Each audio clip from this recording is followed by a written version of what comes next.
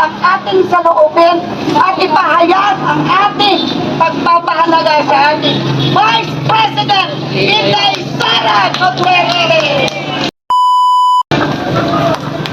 Dito po, masaya tayong welcome ng ating headquarters ng Station 2 at Station 1 police officers. Palakpakan po natin ang police officers ng Station 1 at Station 2. Ito po ay bigay ng Diyos. Bakit? Welcome po tayo dito. Doon hinahanapan po tayo ng permit. Doon nasa tirik ng araw mainit. Dito binigyan tayo ng Diyos ng napakalamig na lilim. Malayo sa hero. Ano ba? Yan ay bigay ng Diyos sa atin. At pasasalamat sa Diyos. Yan lang po ang sa atin, ang kaman natin tanong ng mga kapulisan. Ano po ang agenda ninyo? Wala po. Gusto namin ipamahagi sa lahat ng mamamayang Pilipino, sa mga OFW na nasa ibang bansa, na ang sinishare ng mga volunteer supporters ng Inday Sara Duterte ay peace and love. Focus po tayo sa kasalukuyan. Tapos na po, matagal na tapos ang eleksyon. At matagal pa po ang next na eleksyon. Tigilan po ang pamumulitika gaya ng ginagawa ng ating mahal na Vice President Inday Sara Duterte. Focus sa kanyang gawain. Dito ka nakakita ng Secretary of Department of Education na pumupunta sa mga limbit ng mga baryo para tignan ang pangangailangan ng mga kabataan. Ang mga kabataan na magiging pag-asa ng ating bayan. Nakita ninyo po siya. Yung mga sabi nila, munting bag lang yan. Malaking halaga ang pagbibigay ng mga bag sa mga bata. Hindi nauhulog ang kanilang mga school supplies. Nakatuwan-tuwa silang nakakatanggap ng bag. Lalo na, binigyang pansin at pinagtuunang pansin ng mahal na Vice President Inday Sara Duterte. Yes. Sa dami ng mga paninira, nakita nyo ba siyang nagsalita ng pabalang? Nakita nyo ba siyang sumagot ng sagot ng may kabastusan? Wala. She's a woman of principle. She's a woman of integrity. Nakita nyo, kalma. Kaya tayong mga supporters, kalma. Tingnan nyo tayo lahat nakangiti. Yung mga tumutulig sa kanila, kumukulo ang tubo. Naku, kalma. Diba, relax. Ang mga Inday Sara Duterte supporters, mga magaganda dahil relax. Kalma. Ganun lang. Matagal pa ang eleksyon. Huwag ang mga kanya kasi ang paninira sa kapwa ay kasalanan sa Diyos. Mamimiesta ka dito sa lupa. Pero pagdating mo sa kabilang buhay, ikaw ay magtsatsa-tsatsa. Dahil ikaw ay ina-avoid. Diba? Ibigay mo ang nararapat na respeto sa ibinoto ng 3.1 million Filipinos. Yan po ay tandaan ninyo. The voice of the people is the voice of God. 32 million. Diba? Bumubulong yung katabi ko. 32, ma'am. Bigyan 31.5 million. Yan ay based on the result. 31 daw yung kabila. At ang kanyang unit team. Which is, alam naman po natin na talagang napakalakas ng mga Duterte. Sinimulan ng kanyang ama ang ating pinakamamahal na former President Rodrigo Roa Duterte. Nang dahil sa kanya, kita nyo, binigyang halaga ang ating Vice President Inday Sara Duterte. At lalong lumalakas. Dahil nandun ang paggalang, andun ang pagmamahal ng mga Pilipino. Dahil hindi siya ano yung mga palamura, yung iba-iba siya. She's far from the Tatay Digo. Siya talaga tahimik at patuloy focus lang sa kanyang gawain. Kaya ang sigaw nating lahat, Inday Sara Duterte! Okay? Sa lahat po ng ating Sara All, sa ating Duterte Diehard Supporters Confederation, nandito po tayong lahat maswerte na magkakasama. This is a bonding at magkakakilala tayo dahil na-miss na natin ang lahat.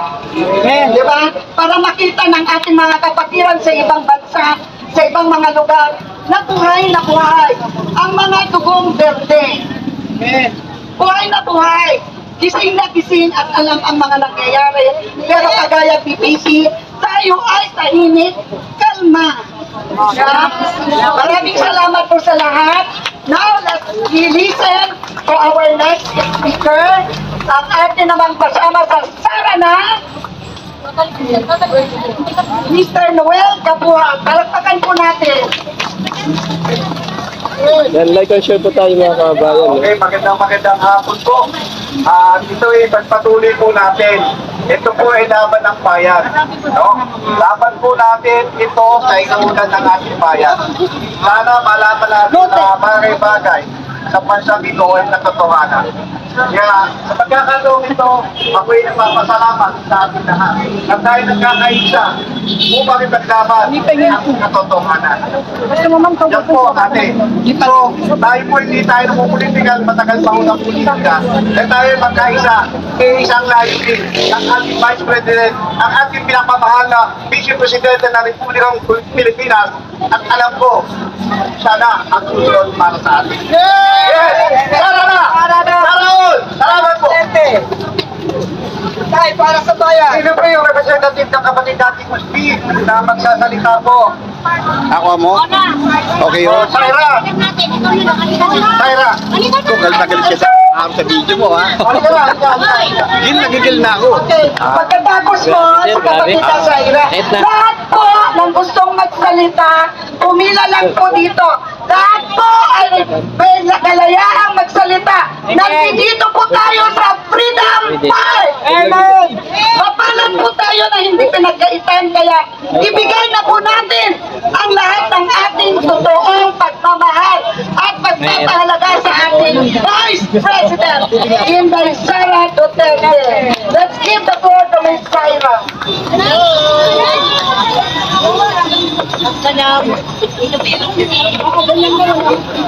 Assalamualaikum.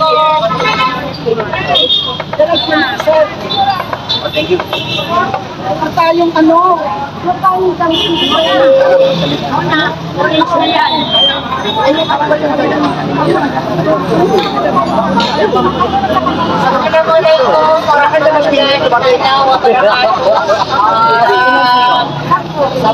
Sa akin po is nandito po kami mga tech donors from Naguig, Quiapo, and other parts of Metro Manila. Hindi lang kami lahat nakarating gawa nga ng naligaw ng landas yung mga iba. Hindi alam kung saan pupunta.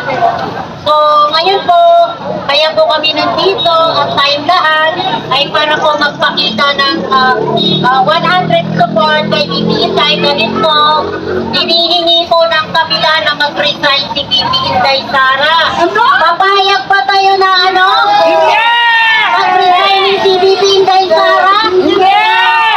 Siya yung pinaka-unang babae. Marami daw tayo kasi sa liwasan Boniface ko sabi ng lamang. Yung previous na Vice President, si BP Inday, wala po sa kanyang kaugalian ang manira sa ibang bansa at manira ng kanyang presidente. Si BP Inday ay tahimik lang po na tao. Sinasabi nila na Fiona, kung ano mga tinatawag nila sa kanya. Pero ganun naman, siya po ay tahimik at nagtatrabaho dahil siguro pinakinggan po niya ang sabi ng kanyang tatay, ang trabaho pa lang Inday.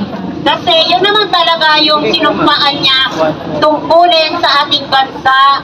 So, panawagan ko lang po sa mga vloggers na kumakana ngayon kay Bibi sa TikTok at saka sa Facebook. Mag-isip-isip po kayo kung mali yata ang sinasabi nyo patungkol kay Bibi Inday Sara. Si Bibi Inday Sara nagtatrabaho, makikita nyo naman sa kanyang page na puro trabaho ang inaatupag. Pumupunta sa mga liblib na mga eskwelahan para magparating ng kanyang pagmamahal sa mga teachers at saka mga estudyante. Nakikita naman po natin yung pagmamahal ng mga kabataan at si Bibi Inday ang kanilang nakita. Sobrang tuwang-tuwa po nila dahil nakakita po sila ng isang public servant, vice president, nanunungkulan sa ating bansa. Huwag po nating lagyan ng kulay ang panunungkulan ni Bibi dahil siya po ay tinatrabaho po niya kung ano po ang ipinagkaloob natin para siya ay maging vice presidente ng ating bayan Sinilangan, Pilipinas. So sa lahat po na kung sino man na mga vloggers o supporters ni Bongbong Marcos, mapaloyalista o supporters ng kanyang mga niluklok sa posisyon, siguro naman po tumingin-tingin po kayo sa mga kaliwat kanan kung ano ang ginagawa ng ating Vice Presidente. Hindi po siya naglalaro na basta na lang nauna ako, nakasiting pretty at puro ginagawa puro party. Hindi po sila ganon. Ang mga Duterte ay nagtatrabaho ng tunay. Hindi po sila yung mga sosyalista na para lang manungkulan para ubusin ang kaba ng ating inang bayan. Sana po, mag-isip-isip lang po kayo dahil itong ating Vice Presidente ay tunay na may malasakit sa sambayan ng Pilipino. At lalo na po sa kanyang panunungkulan bilang DepEd Secretary. Akalain niyo ba naman ang pinaka-masipag na Secretary ng DepEd, Department of Education and Culture, ay nire-request o hihingi ng mga kabilang grupo ang mga BBM supporters na gusto nila mag-resign significant. Tanong ko lang po, papayag po ba kayo? Hindi, dahil ang ating Vice Presidente Inday Sara Duterte ay nagtatrabaho po ng tunay. Hindi po siya basta-basta na lang. Nakikita naman po natin sa kanyang social media, Inday Sara Duterte Official. Doon po makikita ang kanyang mga ginagawa sa kanyang panunungkulan bilang Department of Education and Culture. So sana po wag po natin pag-isipan o pagplanuhan ng hindi maganda dahil si Bibi Inday ay gumawa ng paraan para yung ipinagmamalaki nyo ngayon ay maupo sa kanyang sinalalagyan sa Malacanang. Magnilay-ngilay naman po kayo mga kababayan na mga tumutuliksa sa ating mahal na Vice Presidente. Baka naman po hindi po kayo nakakakita o hindi nyo tinitingnan man lang kung ano yung mga pinupost sa social media. Maling-mali po na para ipagparesign nyo ang aming mahal na Vice Presidente. Maling-mali po kayo dyan. Sana po magkaisa po tayong lahat at suportahan na lang natin ang kasalukuyan administrasyon ng sa ganon, baka sakali, kaya ko naman po ito sinasabi, baka magbago ang ihip ng hangin ng isang babae dyan sa palasyo na puro na lang pangbabatikos kay Bibi Inday Sara. Siguro naman, Ma'am Elsa Araneta Marcos, siguro naman baka nakakalimutan mo, kaya ka umahalakak dyan sa Malacanang ay dahil kay Bibi Inday Sara at nakakapag-celebrate pa kayo ng kung ano-anong mga party. May mga fashion show. Saan ka nakakita, Vice President, Pangulong Bongbong Marcos? Ang Malacanang ay ginawang fashion show, event place. Pwede ba yun? Na dapat ang kanyang mandato ay bigyan focus ang taong bayan para makatulong sa lahat ng mga taong kinakaharap ay crisis na lalo na sa pangunahing bilihin. Bigas, napakataas po. Lahat po ng mga bilihin ngayon ay nagsipagtaasan. Kaya nga yung mga kababayan kong mga Muslim ay iniwan na lang ang kanilang mga paninda bilang vendors. Dahil wala po silang mabenta. Dahil ang mga tao wala na pong pera. Hindi katulad nung nakaraang administrasyon, kahit pandemic, busog po ang kanilang bulsa. So, yun lang po. Maraming salamat po na naway pagpalain na lang tayo ni Allah sa pag-iipon na ito. May God bless Philippines. May Allah bless the people of the Philippines. Maraming salamat po. Narinig po natin ang boses ng ating mga kapatirang Muslim Affairs Sector. Palakpakan po natin si Miss Kyra.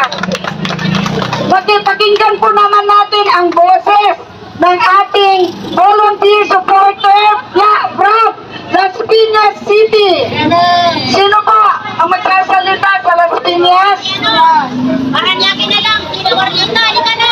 Miss Warlita from Paranaque City. Diyan ka na tumaan.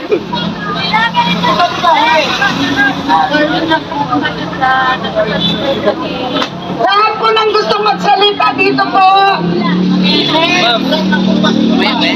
Hello, magandang hapon sa ating lahat. Maraming salamat sa lahat ng mga nagpunta ngayon. Para sa aking baby Sarah, andito po kami ngayon para sumunod kayo.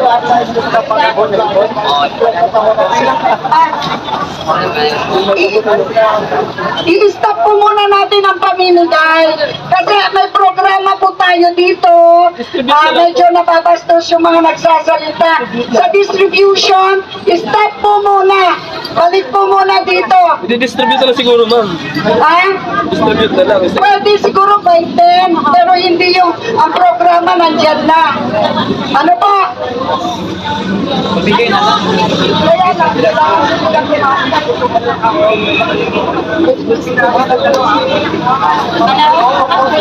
Kaya sige.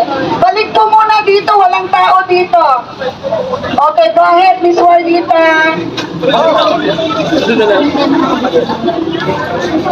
Hello, magandang hapon ulit sa ating lahat. Thank you.